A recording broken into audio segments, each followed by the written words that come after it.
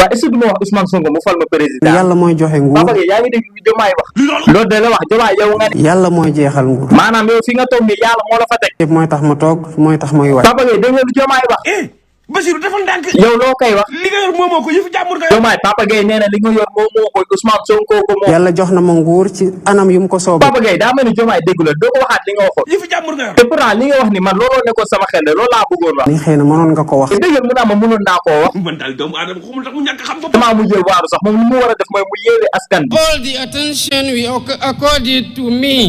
Diomaye day wax ni. Diomaye waxatul lu leer. lii kay moom leerul Diomaye da ngay wax lu leer wala waxoo lu leer. to the memory of the illustrious departed. Papa Gueye yaa ngi dégg nii lii est-ce que leer na. waxatul lu leer. wax ko mu wax lu leer. waxatoo lu leer waxal lu leer nan waxal dëgg. Diomaye léegi Papa Gueye nee na nga wax lu leer. je ne suis pas dans ça. la mooy loolu. I would like first Papa Gueye doo wax ak kii mu wax lu ñu mën a dégg. Mr. Raila Odinga. way Samba. fii kenn xamul lan la. Since our arrival. mais Diomaye yow nga foog ni Papa Gueye la moo ko indi si réseau yi. di ma gêner. peut-être loolu la. peut-être ngay dindi. ah bon ma dindi ko. wax naa la ba tayil bàyyil pëg yi nekku ci. dinaa ko dindi yow Diomaye yow su problème ak Papa Gueye kan lay jeex. saa yu ko jeexalee mu jeex. su ko jeexalul nag. bu ko jeexalul du jeex.